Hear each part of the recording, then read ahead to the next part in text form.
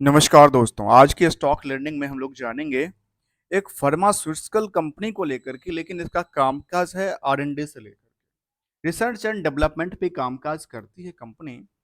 Company का नाम है सन फार्मा। अच्छा, सोच रहे होंगे आप, मैं सन फार्मा जो कि मेडिकल मेडिसिन बनाने वाली कंपनी, उसकी बात तो नहीं कर रहा हूँ। दोस्तों, ये डिफरेंट कंपनी है। Sun Pharma advance research company limited, जिनका कामकाज देखा जाता है कि रिसर्च एंड डेवलपमेंट पे कहते हैं, इनोवेशन इंस्पायर्स बाय लाइफ, और इस तरह की इनके पास हैशटैग टैगलाइन चलती है।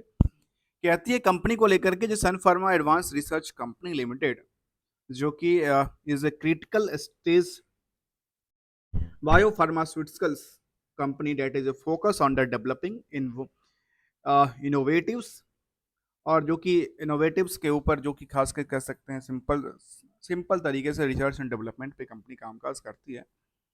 जहाँ पे इनकी कुछ रिसर्च एंड डेवलपमेंट की पाइपलाइन की बात करें, यहाँ पे फेज़ 1, फेज़ 2, फेज़ 3 में के पास क्या क्या काम चल रहे हैं, क्या क्या कर रहे हैं, कौन कौन सा रिसर्च कर रहे हैं, वैक्सीनेशन को लेकर के या बाकी सारी चीज़ों को लेकर के।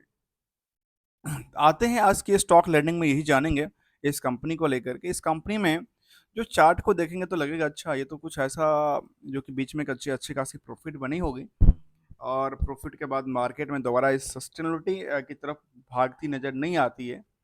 अभी तक इसका ट्रेंडिंग, जो पहले का ट्रेंडिंग था उससे क्या रिवर्सल था, रिवर्सल के बाद ये दोबारा सस्टेन करते बनती नजर आती है। तो जानते हैं आज इस स्टॉक लर्निंग को लेकर के, जहाँ पे सबसे पहले बात बताऊं, कुछ बड़े इन्वेस्टर्स इसमें अपनी फंड होल्ड कर रखे हैं, उसकी चर्चा करेंगे आगे चल करके। आखिर यहाँ पे इन्वेस्टर की, जैसे वो कहते हैं ना कॉपीड इन्वेस्टर, वो कॉपीड इन्वेस्टर की तादाद भी कम नहीं है। काफ़ी करीब करीब 1.5 लाख के आसपास, 1.25 लाख के आसपास की लोग शेयर होल्डर हैं, एज और लास्ट डेट के मोमेंट के हिसाब से देखा जाए तो। अब आते हैं कंपनी को लेकर के, एक नज़र डालते हैं, जहाँ पे बुक वैल्यू कहती है करीब 3 रुपये के आसपास का, बहुत ज़्यादा नहीं है। और इंटरेस्टिंग वैल्यू के बारे में बात नहीं करता, कोई कंपनी क्या है, नुकसान में बन सकती है। इसमें कंपनी को सीधा सीधा देखने को मिला है कंपनी नुकसान में है, जहाँ पे अर्निंग पर शेयर की बात कर रही है करीब 12 रुपये का नुकसान में, और फेस वैल्यू जहाँ पे 1 रुपये का, सोचिए 1 रुपये की नॉमिनल वैल्यू पे 12 रुपये के 12 गुना तो उसका नुकसान चल रहा है।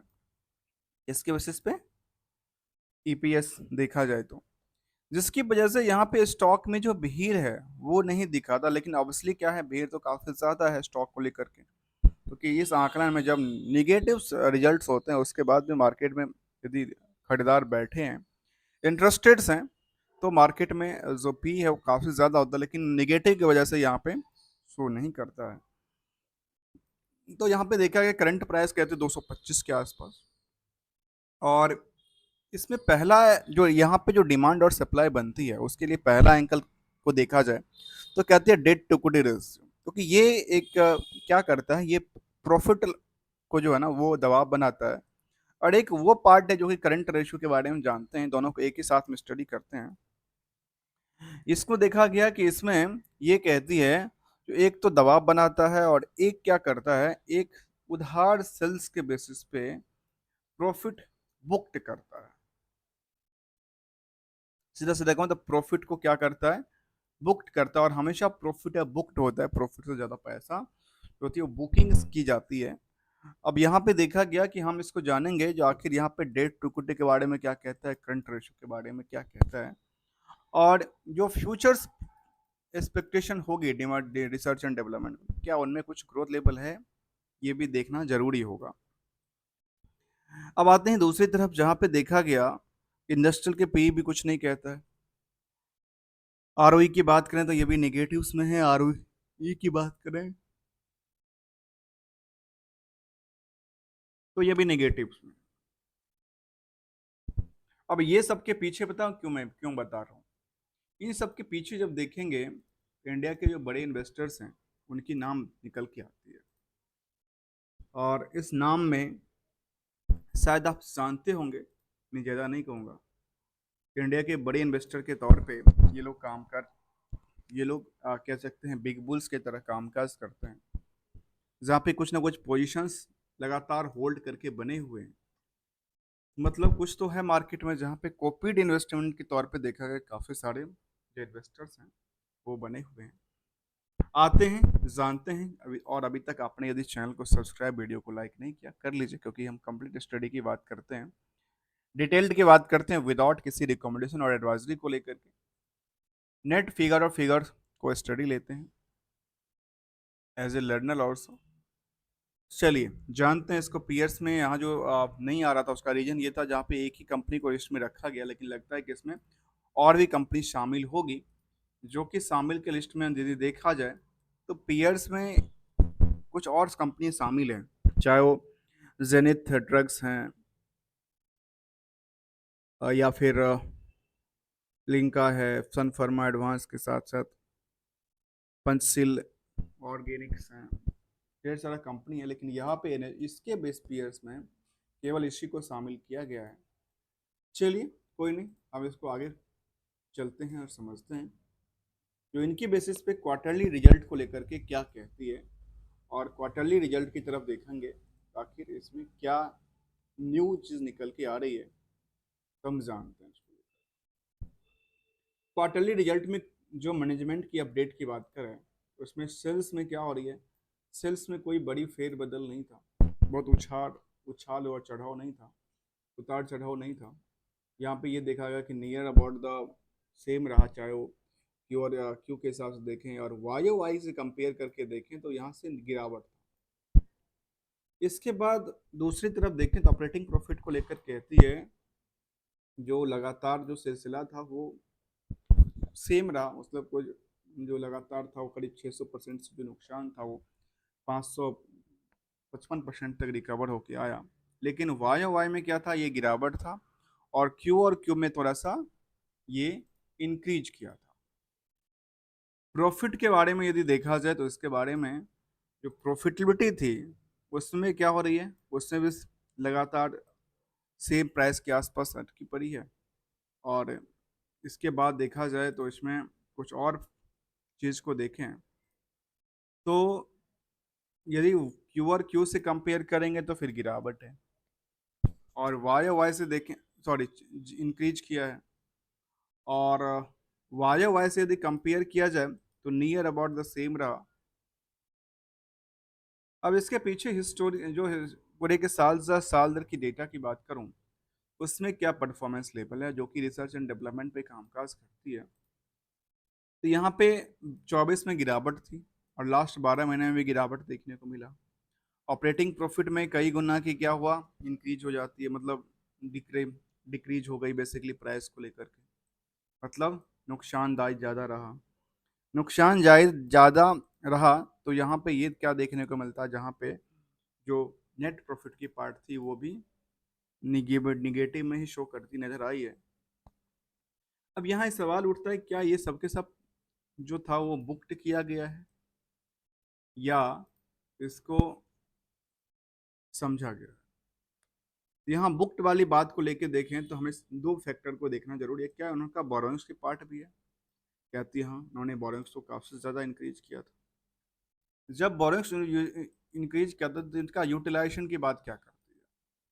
एक तो यूटिलाइजेशन की बात देखें, दूसरी तरफ देखें जो इनके मार्केट में कुछ पैसे फंसे हुए हैं वो देखते हैं, आखिर इनका जो पैसा आया वो पैसा गया कहाँ। तो पैसा आया तो गया कहाँ, इसमें निकल के आती कुछ पैसा तो इनका ये देखने को मिला कि इन्होंने जो करंट वर्किंग प्रोग्रेस है उसमें रखा गया है, इन्वेस्टमेंट का कोई पार्ट नहीं है। डेटर की तरफ देखें तो डेटर भी कुछ नहीं है, कैश एंड कैश इक्विवेलेंट में ज़्यादा चेंज नहीं आया है। अब यहाँ पे सवाल उठता है कि इनका जो पैसा उन्होंने लिया था 61 करोड़ का टोटल, और यहाँ से 16 करोड़ से उन्होंने 61 करोड़ को इंक्रीज किया, तो ये पैसा का कितना करीब करीब देखा जाए तो 45 करोड़ का जो पैसा था वो यूटिलाइज कहाँ हुआ। तो कुछ तो पैसा देखने को मिला जो यहाँ पे उन्होंने किया है। इसके बाद जो कि कैश एंड कैश इक्विवेलेंट पर पड़ा हुआ है, कुछ पैसा के ये देखने को मिला जो इनका यहाँ पे ट्रांसफर होके आए हैं वर्किंग में। अर्थात ये कह सकते हैं कि इनका पैसा यहीं से यूटिलाइज होती नजर आई है। अब आते हैं कुछ हिस्टोरिकल डेटा को लेकर, और जहाँ पे देखा जाए तो हिस्टोरिकल डेटा फ्रेम में ऐसा कोई भी इंफॉर्मेशन देखने को नज़र नहीं आई जो कि इनको कह सकते हैं, जो कि हिस्टोरिकल में इनको लगातार सपोर्टिंग ही देती हो। सेल्स में क्या थी? गिरावट थी। प्रॉफिट ग्रोथ में गिरावट थी। स्टॉक प्राइस सीजीआर में गिरावट थी, और रिटर्न ऑन इक्विटी में भी लगातार गिरावट देखने को मिला। अब आते हैं एक सवाल को लेकर के, क्या जो यहाँ पे जो चार्ट कहती है, चाहे 6 महीने के चार्ट देख लो, 1 महीने के चार्ट को आकलन करें, 1 महीने के चार्ट में क्या लगी? यहाँ पे वॉल्यूम एक ही बार में इंक्रीज किया था। यहाँ पे पता है क्या, यहाँ पे एक बड़ी सी डील हुई है कुछ ना कुछ। जब यहाँ पे वॉल्यूम इंक्रीज किया तो बड़ी सी क्या हुआ, एक डील हुई है। इस डील के पीछे देखें तो एक नज़र हम डालेंगे वॉल्यूम को लेकर के, और वॉल्यूम को कंपेरिटिव करते हुए, तो क्या वहाँ पे जो वॉल्यूम था ये क्या दिखाता है? यहाँ पे कुछ बल्क ट्रेड की बात करती है कि नहीं करती है? क्योंकि जो एवरेज वॉल्यूम की बात करेंगे वो तो यही के आसपास है, और यहाँ पे कुछ बड़ी वॉल्यूम आने का मतलब ये है मार्केट में कुछ और उछाल चढ़ाव आना। यहाँ पे जो कह सकते हैं इसको, जो फिलहाल की जो प्राइसिंग थी इसको, उसको क्या किया है, कब की प्राइसिंग को, अपने इसी महीने की जो प्राइसिंग, स्टॉक की प्राइसिंग थी, उसको रेजिस्टेंस था, उस रेजिस्टेंस के आसपास आके पहुंची है दोबारा से। अब इसको ब्रेकआउट करने के बाद क्या दोबारा चल सकती है? तो हो सकता है, क्योंकि ये कई बार ऐसी चीज निकल के आती रहती है। तो जानते हैं एक नज़र इन द इन्वेस्टर को लेकर के, और जो रिजल्ट की पार्ट थी उसमें यदि आकलन करके देखे, चाहे स्टैंडअलोन डेटा हो या कंसोलिडेटेड डेटा हो, तो दोनों में निकल के क्या आती है, जिसमें सेल्स जो था वो तो नियर अबाउट द घटा है, नेट वर्थ भी घटा, और क्या हुआ, लॉस मेकिंग क्रिएट किया। आते हैं ऑनरशिप को लेकर के। ऑनरशिप से पहले चाहता हूँ जो क्या कुछ सेंटिमेंटल देखते हैं। सेंटिमेंटल के बारे में कुछ ऐसा अपडेट तो नहीं है फिलहाल, जो जिसको कहते हैं लेटेस्ट अपडेट्स, लेटेस्ट न्यूज वगैरह की बात, ऐसा कोई ऑथेंटिकेटेड यहाँ पे इंफॉर्मेशन नहीं है फिलहाल।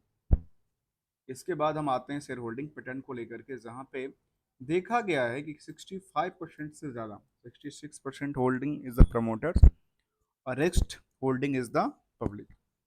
इन दोनों में जो तालमेल कहता है, उस तालमेल की बात करूं तो टोटल नंबर ऑफ शेयर जो होल्डर हैं थे 30 जून तक के डेटा में, वो 1.25 लाख के आसपास था। अर्थात यहाँ पे क्या हुआ, जो लगातार डिमांड बढ़ी, खास के कह सकते हैं लगातार न्यू प्लेयर इस मार्केट में एंट्री किए, इसको इस स्टॉक में एंट्री किया, जहाँ पे जो 1 लाख की लिस्ट थी, वो 1 लाख की जो लिस्ट में केवल 25% की ग्रो हो गई। मार्केट में 25% से ज़्यादा लोग आए इसको खरीदने को लेकर के, जिसकी वजह से हमने वहाँ पे देखा कि प्राइस इसका लगातार जो सिलसिला चला है ना, इसकी वजह से चलता नजर आया है। तो यहाँ पे देखने को मिला जो प्रमोटर 65%, एफ आई की भी तादाद है, और जो पब्लिक है, पब्लिक में थोड़ा सा शिफ्ट किया, तो डी आई ने एफ आई ने बेचा तो पब्लिक के पास शिफ्ट किया, तो पब्लिक के पास थोड़ा सा होल्डिंग हुआ। इसमें सन फार्मास्यूटिकल्स इंडस्ट्रीज की एम्प्लॉय बेनिफिट ट्रस्ट हैं, राकेश झुंझुनवाले कह सकते हैं, उनकी फैमिलीज, और कुछ और लोग हैं यहाँ पे, Vijay Parikh. And the total number of share की बात करें तो वो क्या हो रही है, 1.25 लाख के आसपास की इंक्रीज हुई है। अब यहाँ पे चार्ट में देखिए, मैं थोड़ा सा और चार्ट को बैक ले जाता हूँ, जहाँ पे वॉल्यूम इंक्रीज की कई बार यदि बात करूँ, तो एक बार वॉल्यूम इंक्रीज यहाँ पे किया था, बड़ा लंबा सा किया था, जिसके बाद यहाँ पे मार्केट ने जंप करने के समय पे किया था, बाद में फिर इंक्रीज कुछ हुआ नहीं। बाकी पता है क्या हुआ, जो ट्रेडेड पार्ट थे वही करते गए, यहाँ पे कुछ बड़े थे जिन्होंने अपनी पोजीशन लिया, और इसीलिए वॉल्यूम को हमेशा मुझे लगता है कि वॉल्यूम ही मार्केट में सब कुछ है, क्योंकि वॉल्यूम जितना ज़्यादा आएगा, जितना कम होगा, उसी से ये पता चलता है आखिर मार्केट में इंटरेस्टेड कितने हैं, मार्केट में इंटरेस्टेड कितने हैं। तो ये वॉल्यूम से ही पता चलती है। तो हमने जाना इस स्टॉक को लेकर के, जिसमें ये देखा गया कि यदि टाइम फ्रेम के बेसिस पे देखा जाए तो मार्केट में कोई जंप का सिलसिला बहुत ज़्यादा नहीं था। 5 साल में कहता है कि 40% के आसपास, 1 साल में कुछ ऐसा था नहीं, 6 महीने में कुछ था नहीं, 1 महीने में कुछ था नहीं। पिछले 5 दिन के चार्ट को देखें तो कर दिए 4% के आसपास की जंप हुई है। इसके बाद इसमें देखा गया कि सब के सब क्या है नेगेटिव साइड में, चाहे वाई वाई की आप चेंज की बात कर लें या क्यू आर क्यू की चेंज की बात। आज के स्टॉक लर्निंग में जाने हमने शन फर्मा एडवांस्ड रिसर्च कंपनी को लेकर के, और इसमें ये देखा गया कि बोनस का कोई पार्ट नहीं, डिविडेंड का कोई पार्ट नहीं था। इनकी इनमें ट्रेडिंग विंडो में देखा गया कि इनमें ट्रेडिंग काफ़ी वॉल्यूम्स ज़्यादा नहीं होता, एवरेज को देखा जाए। इसके साथ साथ डॉक्टर रेजिस हैं, उस कल्याण वेद केरल आयुर्वेद करके है, जो कि सब रिसर्च में रजनीश करके कंपनी है। आगे चल करके हम कंपेयर करेंगे इनको भी, आखिर किससे किसका बेनिफिशियली ज़्यादा बेटर निकल के आती है। तब तक के लिए thank you so much for joining here दोस्तों। यहाँ पे इंडिविजुअल की एक लिस्ट निकालते हैं, और इंडिविजुअल की लिस्ट की बात करें तो जो इंडिविजुअल्स हैं स्टॉक में, जिनके पास 12 और करीब करीब 18-19% के आसपास की होल्डिंग है, वो भी अच्छी खासी पोजीशन के साथ बने हुए नज़र आते हैं।